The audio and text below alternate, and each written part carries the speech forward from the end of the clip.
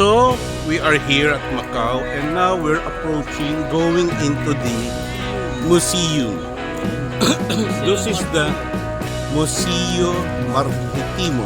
So it's a maritime museum built by the Portuguese before, and they built the museum here. Yeah, okay. So it's really a wonderful museum according to one of our tourists here. So you say Derecho dos Servicios de Asuntos Maritimos de Agua. So this is the Maritime Museum. Tara, pasok na tayo kung ano makikita natin sa loob ng museum. So this is the entrance to the museum. Oh. Okay, so this is a free museum. Yeah. Good morning. Yeah. So this is the museum. Yeah. It's the Maritime Museum. Education inaugurated in 1990. Okay. This museum opened on the 24th of June 1990 and dedicated to the seamen, pioneers of friendship between all peoples on the earth.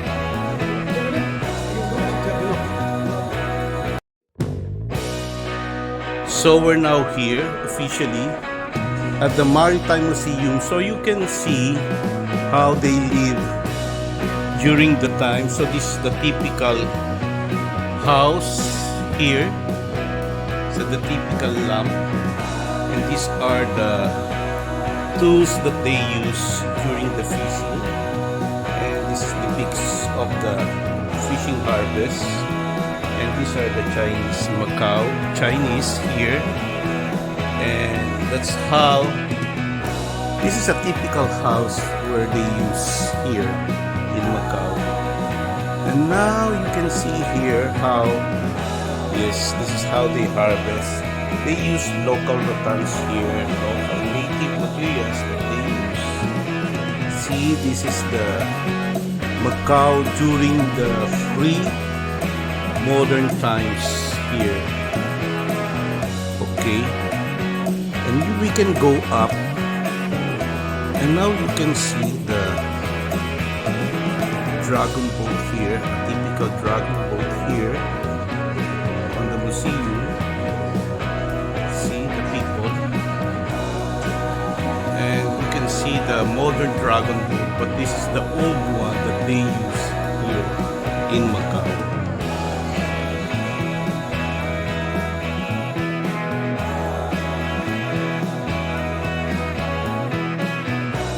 This is the boat that they use, the typical boat that they use here in Macau.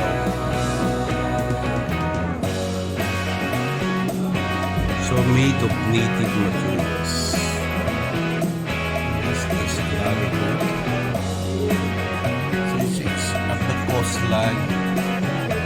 This is how they build.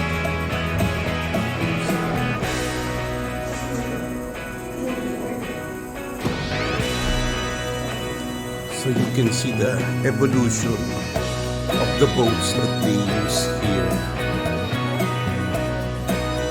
So this is the Portuguese boat that were used during the Portuguese colonization. See? That's the replica of the Portuguese boat. And these are the typical boats that you can get here.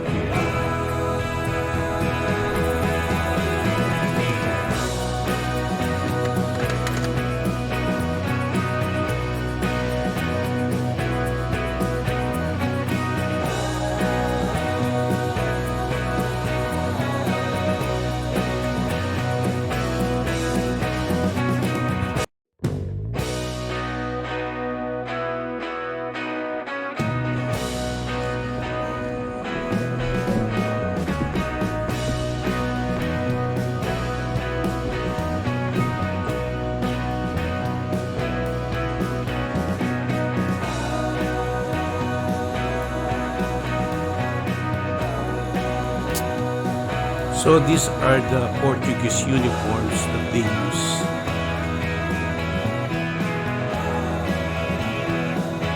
See, during that period, the sergeant, this is the sergeant's uniform.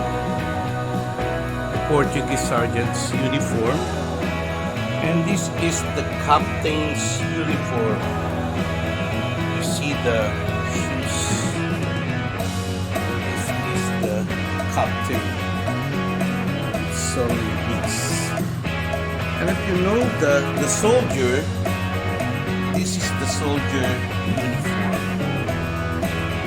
So this is the soldier uniform. So the highest official will be the captain of the ship. So with this uniform with so many beads, the difference is the line with the sergeant uniform. So these are the Portuguese uniform.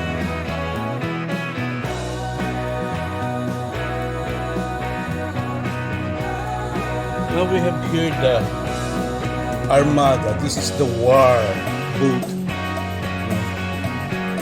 This is the ship or the boat that's used during the war by the medical imperial doctor. So that's the different characters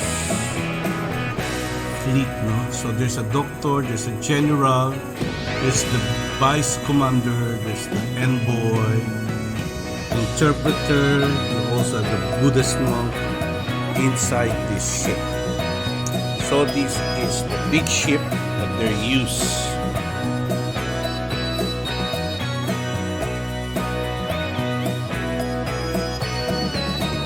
So this is the replica of the temple of the goddess after the Chinese has successfully conquered the island of Macau. So there's a Thanksgiving and they put up a temple there, so you can see that the people are lining up to have a Thanksgiving, and they put up this Chinese temple.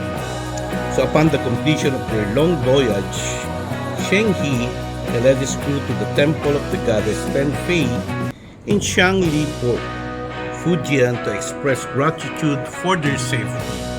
So this is how it looks like during that time. So here, there's a lot of shipping vessels that goes into China. And one of these is the Egyptian seagoing ship.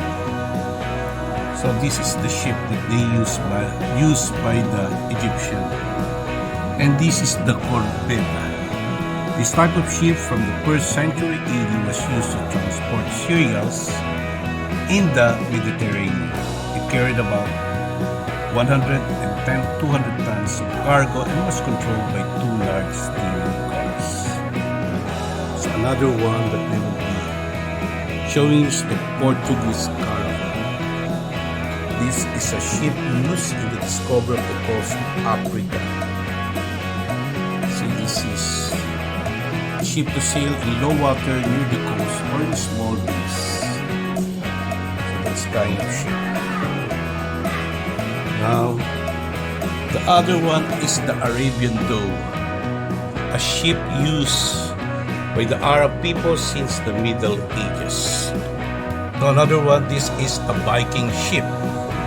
From the 8th century until the beginning of the 11th century, the Vikings held naval supremacy in Northern Europe. Ships like this is a combination of oars and sails.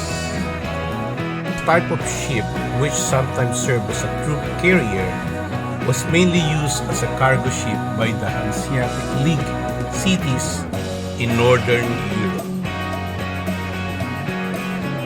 And the last one, we have the outrigger sailing canoe from the New Guinea. Similar to many other types of ships in the Pacific, this canoe had a lateral float to increase its stability. So this is a 5-story ship, believed to be the model for the cruise ship right now, because it's a multi-decker 5 floors. 5 storage. Don't forget to like, comment, and subscribe to our Farmer George Salinas YouTube channel.